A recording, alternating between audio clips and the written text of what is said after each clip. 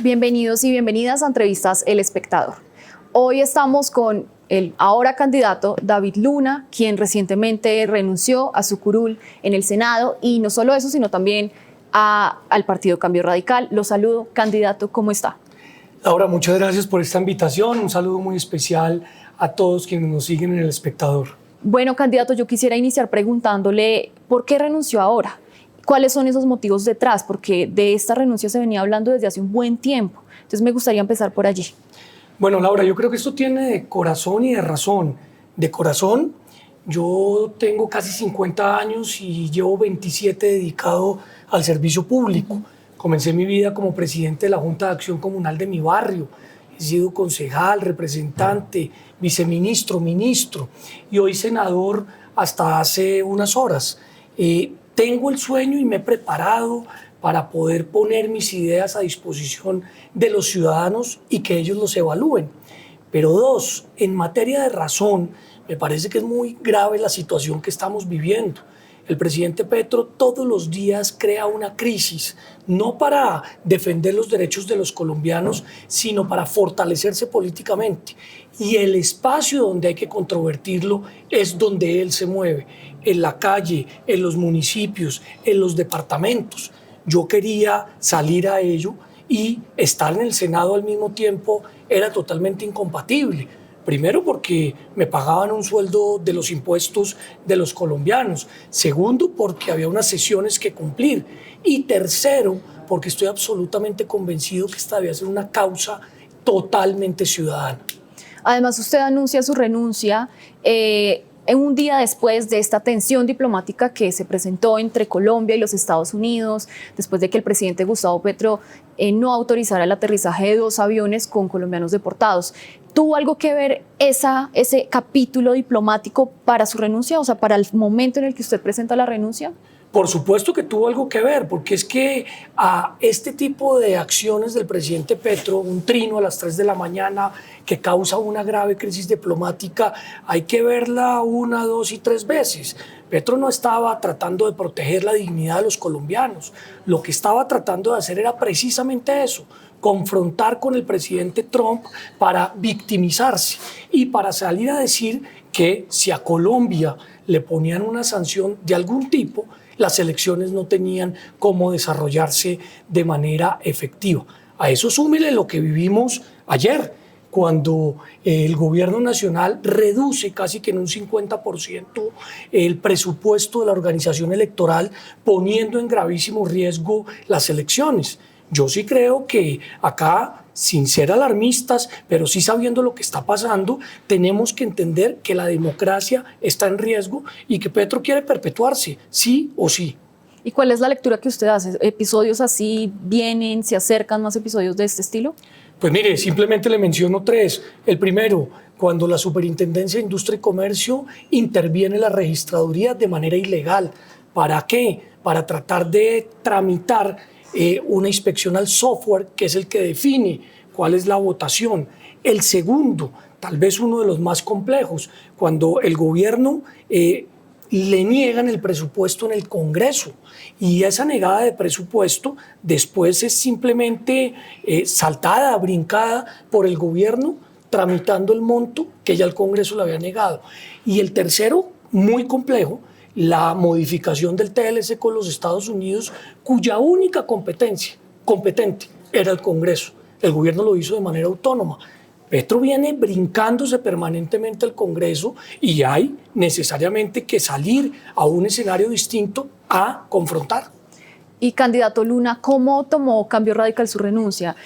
Sabemos que usted estuvo reunido con el ex vicepresidente Germán Vargas Lleras, quien también ha venido planteando una candidatura presidencial. ¿Cómo fue esa reunión? ¿De qué hablaron? ¿Cómo le aceptaron su renuncia? En efecto, como se entra, se debe salir. Yo creo que siempre he sido una persona que he dado la cara y le agradecí al doctor Vargas Lleras el espacio que me brindó en el partido durante estos 2 últimos años, pero también le dije que creía que Colombia requiere un relevo generacional, una forma de liderazgo distinta, y en ese sentido creo que hubo una conversación sana, donde hubo entendimiento y seguramente él tendrá vocación de aspirar como la tengo yo, pero David Luna es David Luna, Germán Vargas es Germán Vargas. ¿Y por qué no buscar el aval de Cambio Radical, como por ejemplo lo están haciendo varios precandidatos en este momento en el Centro Democrático? ¿Por qué salir de allí y buscar una candidatura por firmas? Porque yo quería representar una unidad ciudadana, porque yo en estos meses de febrero, marzo, abril y mayo, que es el punto en el cual usted puede salir a recoger las firmas, estoy construyendo un frente ciudadano y jurídico, precisamente para defender la democracia, la institucionalidad, la libertad de prensa, para enfrentar los gravísimos problemas de corrupción que está viviendo el gobierno. Y eso no lo podía hacer desde un partido, porque si no le estaría respondiendo a un partido y no a una ciudadanía en general. Entonces, estamos en este proceso y creo yo que como pues se dieron las cosas en buenos términos, afortunadamente. ¿Y cómo ve usted estos escándalos que también ha tenido Cambio Radical, por supuesto? Porque nada más para nombrarle algunos, está el episodio del magistrado del Consejo Nacional Electoral, César Lorduy, quien presentó su renuncia, pero pues hasta el momento no se sabe qué pasó finalmente con eso. También la condena al representante Cuenca, los señalamientos que también hay al clan Char en Barranquilla, en el Atlántico en general. ¿Qué piensa usted de ellos? Pues lo que siempre he dicho, que todas las personas que tengan una responsabilidad penal por cualquier tipo de delito que cometieron deben pagar por ellas. Y obviamente esa responsabilidad es individual. Ahora, los ciudadanos exigen responsabilidad política de los partidos y tanto a Cambio como a muchos otros partidos que se han visto inmersos en estos lamentables escándalos se las cobran. Y se las cobran básicamente porque no quieren que esto se repita. Yo llevo un poco más de 27 años en lo público, he hecho mi carrera sin escándalos, sin sanciones, siempre de cara a la ciudadanía, y en eso es que estamos tratando de transitar, demostrando que ser honesto no es un punto a favor, es lo mínimo que debe tener alguien para poder transitar en el servicio público. Pero entonces su renuncia no responde a este mal momento de Cambio Radical. Mi renuncia responde a que quiero hacer un ejercicio totalmente ciudadano sin ningún tipo de atadura política. Usted fue considerado uno de los mejores, o si no el mejor senador, según Cifras y Conceptos el año pasado. Pero también en las mediciones que hemos venido viendo, usted tiene un amplio margen de darse a conocer, ¿no? Porque cuando uno mira las preguntas de ¿conoce o no a David Luna? Pues hay un alto porcentaje que dice no conocerlo. ¿Cómo va a hacer usted para conocerse, y no solamente acá en la capital de donde usted es, sino en las regiones? En efecto, Laura, yo tengo un desconocimiento alto y por eso tengo que poner a consideración no solamente mi nombre, mis ideas, sino visitar la totalidad del país. Lo hice en el semestre pasado, visitando la totalidad de los departamentos. Pienso hacerlo en este trimestre nuevamente, poniendo a consideración mi hoja de vida, mi carrera, pero adicionalmente lo que yo siento es importante para el país, recuperar la moral del país, recuperar la economía, recuperar por supuesto lo físico, el control territorial va a ser esencial. Pero esas son las apuestas que en política son fundamentales. Si no corro la carrera, nunca voy a poder llegar a la meta. Y en ese sentido, yo estoy poniendo mi nombre a consideración sin obsesión. Sin obsesión, ¿por qué? Porque evidentemente acá hay que ser absolutamente claro y franco que si hay opción, pues vamos a estar. Pero si no hay opción, también hay que ver de qué manera se puede construir un proyecto que logre algo tan importante como no es hacer la política creando polarización o creando estigmatización, sino por el contrario, creando posibilidades, opciones a la ciudadanía que tanto la necesita. Candidato, usted va a reunir un gran número de firmas, las va a entregar a la registraduría para de esa manera poder inscribirse como candidato oficial. Pero eso no será sino hasta mayo más o menos. ¿Qué va a hacer en estos meses que tiene? En efecto, solamente hasta mayo parece ser, porque no han publicado el calendario electoral, podemos iniciar un proceso de recolección de firmas. Son con esas firmas que uno se presenta como candidato ciudadano. ¿Qué hacer en estos meses? Lo que le venía señalando, crear un frente jurídico y ciudadano que tenga por principal objeto defender la institucionalidad, que tenga por principal objeto defender la libertad de prensa, que tenga por principal objeto entender que acá no nos podemos brincar la constitución política, y en ese sentido pues quiero invitar no solamente a los abogados sino a los ciudadanos a que me ayuden en esta causa, porque demandar una norma que se sabe claramente es ilegal no es fácil y no tiene uno sino dos manos, y en ese sentido necesitamos muchos ayudándonos a que eso pueda ser posible, pero sobre todo ayudándonos a decir, a contar y a ratificar la verdad. Hay una colega suya que dice, el dato mata el relato. Yo estoy de acuerdo con eso en el entendido que es fundamental no seguir simplemente mintiéndole a los ojos a los colombianos para tener un rédito político. Es fundamental saber que lo que estamos viviendo en estos momentos, por ejemplo en orden público, pone en grave riesgo las elecciones. 300 municipios están controlados por los narcotraficantes que dicen ser ahora grupos guerrilleros. Y en ese sentido, si no logramos recuperar esos entes territoriales, pues vamos a perder la participación democrática. ¿Qué proyectos tiene ya en la mira, candidato? Pues yo creo que hay tres muy importantes. El que, digamos, es la sombrilla de lo que queremos hacer es recuperar la confianza, recuperar la moral del país, recuperar la economía. ¿Eso cómo se logra? Eso se logra con sensatez, con sentido común. Eso no se logra siendo candidatos pirotécnicos para conseguir likes o para conseguir apoyos. Se logra simplemente siendo responsables. Y yo lo primero que voy a decir es, quiero hacer una campaña responsable, una campaña donde haya puntualidad, donde haya respeto por el tiempo del otro, donde haya, por supuesto, respeto por el debate. Y lo más importante, donde haya capacidad de construir consensos producto de los disensos. Pero en segundo lugar, si no le desamarramos las manos y los pies a la fuerza pública y a la policía, vamos a entrar en una crisis democrática muy complicada. Los decretos de cese al fuego en su momento fueron bien recibidos. Lo que siempre advertí yo es que nunca fueron verificados y hoy estamos viendo las consecuencias. Como también en otro tema podemos estar viendo una consecuencia muy grave, y es que estamos perdiendo la soberanía energética. Por primera vez importamos gas, por primera vez sufrimos por el ejercicio en materia de electricidad. Eso hay que resolverlo con sensatez, pero lo más importante, con tecnicismo.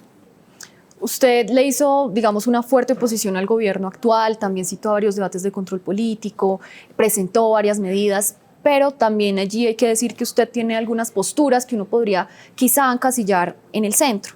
Y me interesa mucho preguntarle, ahora que está en campaña, ¿por qué lado piensa irse? Porque hay varios movimientos por allí, hay varias posibles consultas que van a darse desde la derecha, desde el centro, desde la izquierda, que por supuesto me imagino que no se va a ir por allí.